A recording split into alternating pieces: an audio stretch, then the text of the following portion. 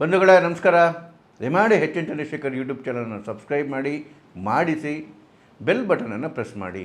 ದಿನ ಬೆಳಗ್ಗೆ ಇದ್ದರೆ ಮನಸ್ಸಿಗೆ ಖುಷಿಯಾಗೋದೇನಾದರೂ ನೋಡಬೇಕು ಅನಿಸಿದ್ರೆ ವೆಸ್ಟ್ ಬೆಂಗಾಲ್ದು ಯಾವುದಾದ್ರು ವಿಡಿಯೋ ನೋಡಬೇಕು. ಅದರಲ್ಲೂ ಭಾಳ ಖುಷಿಯಾಗೋದು ಯಾವ್ದು ಗೊತ್ತಾ? ಪ್ರತಿ ದಿವಸ ಸಾವಿರಾರು ಸಂಖ್ಯೆಯಲ್ಲಿ ಬಾಂಗ್ಲಾದೇಶಿಗಳು ಭಾರತವನ್ನು ಬಿಟ್ಟು ಬಾಂಗ್ಲಾದೇಶಕ್ಕೆ ಓಡೋಗ್ತಾ ಇರೋದು. ಗಂಟು ಮೂಟೆ ಕತ್ಕೊಂಡು, ನಾನು ಹೇಳ್ತಿರೋದು 10-100 ಸಂಖ್ಯೆ ಅಲ್ಲ, ಸಾವಿರಾರು ಸಂಖ್ಯೆಯಲ್ಲಿ, ಲಕ್ಷಗಟ್ಟಲೆ ಅಂತ ಹೇಳಿದ್ರು ಕೂಡ ಅದೇನು ಅತಿಶಯೋಕ್ತಿ ಆಗಲ್ಲ. ನಮ್ಮ ದೇಶವನ್ನು ಬಿಟ್ಟು ಬಾಂಗ್ಲಾದೇಶದ ಬಾರ್ಡರ್ ಕಡೆಗೆ ಓಡ್ತಾ ಇದ್ದಾರೆ. ಉತ್ತರ 24 ಪರಗಣ ಜಿಲ್ಲೆ ಇದೆಯಲ್ಲ, ಅದು ಬಾರ್ಡ್ರ್, ಅದು ಬಾಂಗ್ಲಾಗೆ. ಅಲ್ಲಿ ಹೇಳಿದ್ನಲ್ಲ, ಲಕ್ಷಾಂತರ ಜನ ಸೇರ್ಕೊಂಡ್ಬಿಟ್ಟಿದ್ದಾರೆ, ನಮ್ಮನ್ನು ಆಚೆ ಕಡೆ ಕಳಿಸಿ ಆ ಕಡೆ ಕಳಿಸಿ ಅಂತ ಹೇಳಿ. ಅಲ್ಲಿ ಡಿಟೆನ್ಷನ್ ಸೆಂಟರ್ಗಳನ್ನ ಆಲ್ಮೋಸ್ಟ್ ಎಲ್ಲ ಡಿಸ್ಟಿಕಲ್ಲೂ ಓಪನ್ ಮಾಡಿದ್ದಾರೆ ವೆಸ್ಟ್ ಬೆಂಗಾಲಲ್ಲಿ. ಅಲ್ಲಿ ಅವ್ರದ್ದು ಐಡೆಂಟಿಫಿಕೇಷನ್ ಪ್ರೊಸೆಸ್ ನಡೀತದೆ. ಅದಾದ ಮೇಲೆ BSF ಅವರು ಅವ್ರನ್ನೆಲ್ಲ ಒಂದ್ಸರಿ ಸ್ಕ್ರೀನಿಂಗ್ ಮಾಡಿಬಿಟ್ಟು ಬಾಂಗ್ಲಾದೇಶಿಗೆ ಹ್ಯಾಂಡ್ ಓವರ್ ಮಾಡ್ತಾರೆ. ಅಲ್ಲಿ ಬಾರ್ಡರ್ ಗಾರ್ಡಿಂಗ್ ಫೋರ್ಸ್ ಇರುತ್ತೆ, ಅವ್ರಿಗೆ ಹ್ಯಾಂಡ್ ಓವರ್ ಮಾಡ್ತಾರೆ. ಯಾಕೆ ಇದ್ದಕ್ಕಿದ್ದಂಗೆ ಹಿಂಗೆ ಲಕ್ಷಾಂತರ ಜನ ಹೋಗ್ತಾ ಇದ್ದಾರೆ ವಾಪಸ್ಸು ಬಾಂಗ್ಲಾಗೆ? NRC ಏನು ಶುರು ಮಾಡಿಲ್ಲ ಸರ್ಕಾರ, ಅಥವಾ ಬೇರೆ ಯಾವುದೋ ಹೊಸ ಆರ್ಡ್ರ್ ಏನೋ ಬಂದಿಲ್ಲ. ಇದ್ದಕ್ಕಿದ್ದಂಗೆ ಹಿಂಗೆ ಯಾಕೆ ಶುರುವಾಗ್ಬಿಟ್ಟಿದೆ ಅಂತ ಹೇಳಿದ್ರೆ, ನೋಡಿ, 2017ರಲ್ಲಿ ಯೋಗಿ ಸರ್ಕಾರ ಆಡಳಿತಕ್ಕೆ ಬಂದಮೇಲೆ, ಯೋಗಿ ಮುಖ್ಯಮಂತ್ರಿ ಆದಮೇಲೆ, ಅದಾದಾಗ ಇನ್ನೂ ಒಂದು 6 ತಿಂಗಳು ಆಗಿರಲಿಲ್ಲ ಅನಿಸುತ್ತೆ, ಒಂದು ನ್ಯೂಸ್ ಪೇಪರಲ್ಲಿ ಒಂದು ಸಣ್ಣ ನ್ಯೂಸ್ ನನಗೆ ಭಾಳ ಖುಷಿ ಕೊಡ್ತು. ಪ್ರಯಾಗ್ರಾಜಲ್ಲಿ ಒಂದು ಪೊಲೀಸ್ ಸ್ಟೇಷನ್ ಮುಂದೆ ಸುಮಾರು ಜನ ಗೂಂಡಾಗಳು, ಮಾಫಿಯಾಗಳು ಪೊಲೀಸರನ್ನ ಕೈಕಾಲು ಹಿಡ್ಕೊತಾ ಇದ್ದಾರೆ, ದಯವಿಟ್ಟು ನಮ್ಮನ್ನು ಅರೆಸ್ಟ್ ಮಾಡಿಬಿಡಿ ಅಂತೇಳಿ.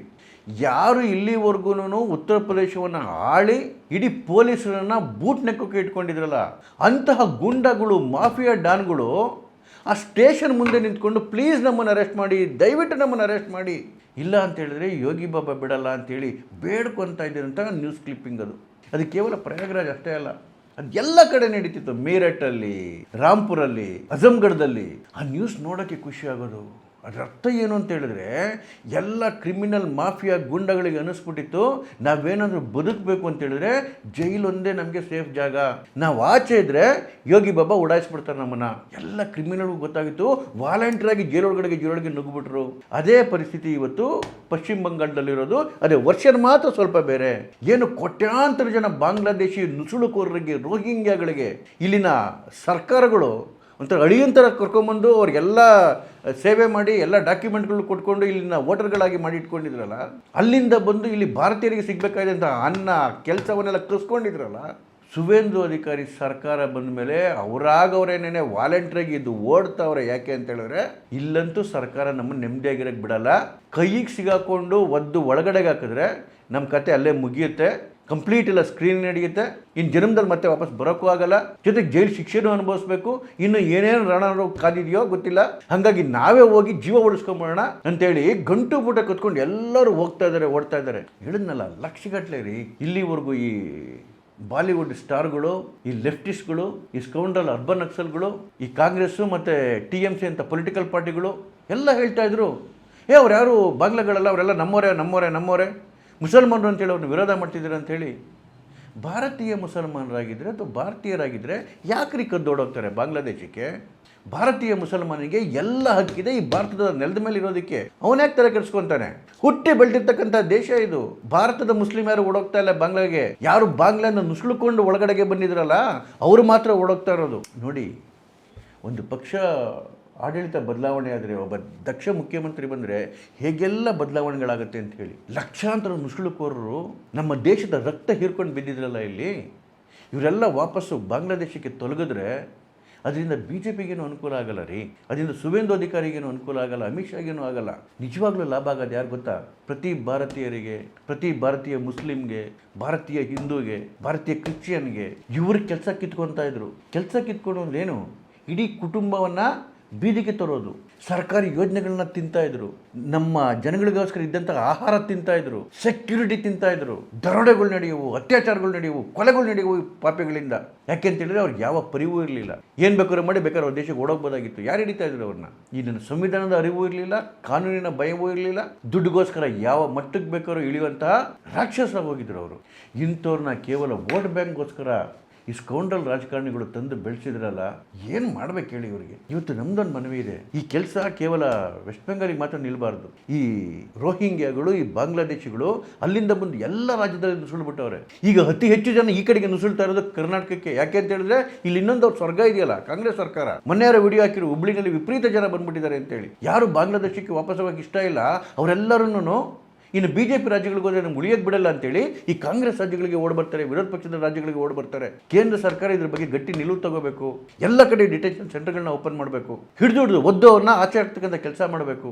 ಜೊತೆಗೆ ನೋಡಿ, ಈ ವೆಸ್ಟ್ ಬೆಂಗಾಲ್ ಬಾರ್ಡ್ರಲ್ಲಿ ಇವನ್ನ ಹಿಡಿದು ಇವನ್ನೆಲ್ಲ ಸ್ಕ್ರೀನಿಂಗ್ ಮಾಡಿ ಬೆಂಗಾಲ್ಗೆ ಕಳಿಸ್ತಾ ಇದ್ದಾರಲ್ಲ, ಅಲ್ಲಿನ ಸೈನ್ಯಕ್ಕೆ ಅದೇನು ಬಾಂಗ್ಲಾ ಬಾರ್ಡರ್ ಗಾರ್ಡಿಂಗ್ ಫೋರ್ಸ್, ಇದಕ್ಕೆ ನೋವು ತಡ್ಕೊಳಕ್ಕಾಗ್ತಾ ಇಲ್ಲ. ಯಾಕೆ ಅಂತ ಹೇಳಿದ್ರೆ ಅಲ್ಲಿನ ಸೈನ್ಯ ಬದುಕ್ತಾ ಇದ್ದಿದ್ದೇನೆ ಈ ಹ್ಯೂಮನ್ ಟ್ರಾಫಿಕ್ಕಿಂದ, ಈ ಕ್ಯಾಟಲ್ ಸ್ಮಗ್ಲಿಂಗಿಂದ. ದನಕರುಗಳನ್ನ ಸ್ಮಗ್ಲಿಂಗ್ ಮಾಡೋದು, ಈ ಥರ ಜನಗಳನ್ನ ಭಾರತ ದೇಶದೊಳಗಡೆಗೆ ತಳ್ಳಿ ದುಡ್ಡು ಮಾಡ್ಕೊಳ್ಳೋದು. ಸುಮ್ಮನೆ ಕಳಿಸ್ತಿರ್ಲಿಲ್ಲ ರೀ ಭಾರತಕ್ಕೆ ಅವರು. ಅಲ್ಲಿನ ಒಬ್ಬ ಪ್ರಜೆ ಭಾರತಕ್ಕೆ ಬರಬೇಕು ಅಂತ ಹೇಳಿದ್ರೆ ತನ್ನ ಜೀವಮಾನದಲ್ಲಿ ದುಡಿದಿರೋದನ್ನೆಲ್ಲವನ್ನೂ ಅವರಿಗೆ ಲಂಚ ಕೊಡಬೇಕಿತ್ತು ಸೈನ್ಯಕ್ಕೆ. ಈ ಥರ ಲಂಚದ ಹಣದಿಂದ ಕೋಟ್ಯಾಂತರ ರೂಪಾಯಿ ಸಂಪಾದನೆ ಮಾಡೋದು ಆ ಸೈನ್ಯ. ಇವತ್ತು ಅದೆಲ್ಲ ನಿಂತುಬಿಟ್ಟಿದೆ. ಜೊತೆಗೆ ಈ ಕ್ಯಾಟಲ್ ಸ್ಮಗ್ಲಿಂಗ್ ಏನಿದೆ, ಈ ನಮ್ಮ ಗೋವುಗಳ ಸ್ಮಗ್ಲಿಂಗು ದೊಡ್ಡ ಪ್ರಮಾಣದಲ್ಲಿ ಸೇನೆಯ ಕಡೆಯಿಂದಲೇ ನಡೀತಾ ಇತ್ತು, ಬಾಂಗ್ಲಾ ಸೇನೆಯ ಕಡೆಯಿಂದನೇ. ಇವತ್ತು ಅದಕ್ಕೂ ಕಡಿವಾಣ ಬಿದ್ದುಬಿಟ್ಟಿದೆ. ಹಾಗಾಗಿ ಅವರಿಗೆ ಒಂಥರ ಅಸಹನೆ ತಡ್ಕೊಳಕ್ಕಾಗ್ತಿಲ್ಲ. ಅದೇನೋ ಉರಿ ಅಂತಲ್ಲ, ತಡ್ಕೊಳಕ್ಕಾಗ್ತಿಲ್ಲ ಅವರಿಗೆ. ಈಗ ನೋಡಿ, BSF ಅವರು ಕಂಪ್ಲೀಟ್ ಬಾರ್ಡರ್ ಸೀಲ್ ಮಾಡ್ತಾ ಇದ್ದಾರೆ. ರಾಕ್ಷಸಿ ಮಮತಾ ಬ್ಯಾನರ್ಜಿ BSFಗೆ ಬೇಲಿ ಹಾಕೋಕ್ಕೆ ಜಾಗ ಕೊಟ್ಟಿರಲಿಲ್ಲ. ಇವತ್ತು ಸುವೇಂದು ಅಧಿಕಾರಿಗೆ ಬಂದ ಮೇಲೆ ಕಂಪ್ಲೀಟಾಗಿ ಅದರ BSFಗೆ ಜಾಗ ಹಸ್ತಾಂತರ ಮಾಡಿದ್ದಾರೆ. ಈಗ ಎಲ್ಲ ಕಡೆಗೂ ಫೆನ್ಸಿಂಗ್ ಆಗ್ತಿದೆ. ಈ ಫೆನ್ಸಿಂಗ್ ಹಾಕೋಕ್ಕೂ ತಕರಾರು ಮಾಡ್ತಾ ಇದ್ದಾರೆ ಬಾಂಗ್ಲಾ ಬಾರ್ಡರ್ ಗಾರ್ಡಿಂಗ್ ಫೋರ್ಸ್ ಅವರು. ಅಮಿತ್ ಶಾಜಿ, ನೀವು ವಾರ್ನಿಂಗ್ ಕೊಡಬೇಡಿ, ಆರ್ಡ್ರ್ ಕೊಟ್ಬಿಡಿ BSFಗೆ, ಅವ್ರು ನೋಡ್ಕೊತಾರೆ. ಆಮೇಲೆ ಈ ಬಾಂಗ್ಲಾ ಕುನ್ನಿಗಳಿದಾರಲ್ಲ, ಅವ್ರೇನು ಕಡಿಮೆ ಅಲ್ಲ. ಪಾಕಿಸ್ತಾನ ಎಷ್ಟು ಡೇಂಜರು, ಇವರು ಅಷ್ಟೇ ಡೇಂಜರು. ಇವ್ರಿಗೆಲ್ಲರಿಗೂ ಒಂದೇ ಭಾಷೆ ಅರ್ಥ ಆಗೋದು, ಬುಲೆಟ್ ಭಾಷೆ. ಇಲ್ಲ ಅಂತ ಹೇಳಿದ್ರೆ ನಿಧಾನಕ್ಕೆ ಆ ಕಡೆಯಿಂದ ಮತ್ತೆ ನುಸುಳ್ಸೋಕ್ಕೆ ಶುರು ಮಾಡಿಬಿಡ್ತಾರೆ ದುಡ್ಡುಗೋಸ್ಕರ.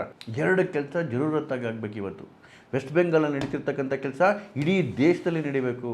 ಜೊತೆಗೆ ಅಲ್ಲಿನ ಬಾರ್ಡರ್ ಸೆಕ್ಯೂರಿಟಿ ಫೋರ್ಸ್ಗೆ ಕಂಪ್ಲೀಟು ಅಥಾರಿಟಿ ಕೊಟ್ಬಿಡ್ಬೇಕು, ಆದೇಶ ಕೊಟ್ಬಿಡ್ಬೇಕು.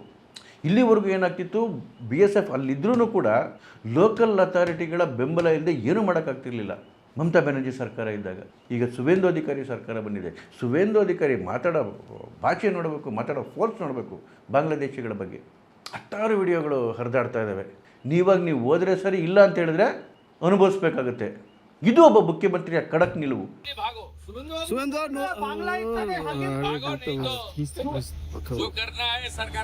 ಯಾವ ರೀತಿ ಇವತ್ತು ಉತ್ತರ ಪ್ರದೇಶದಲ್ಲಿ ಯೋಗಿಯವರ ಕಾರಣಕ್ಕೋಸ್ಕರ ಇಡೀ ಉತ್ತರ ಪ್ರದೇಶ ಮಾಫಿಯಾ ಮುಕ್ತ ಆಗಿದೆ, ಅದೇ ರೀತಿ ಸುವೇಂದು ಅಧಿಕಾರಿಯವರ ಖಡಕ್ ಸರ್ಕಾರದ ಕಾರಣಕ್ಕೋಸ್ಕರ ಪಶ್ಚಿಮ ಬಂಗಾಳ ಬಾಂಗ್ಲಾ ನುಸುಳುಕೋರರ ಮುಕ್ತ ಆಗುತ್ತೆ.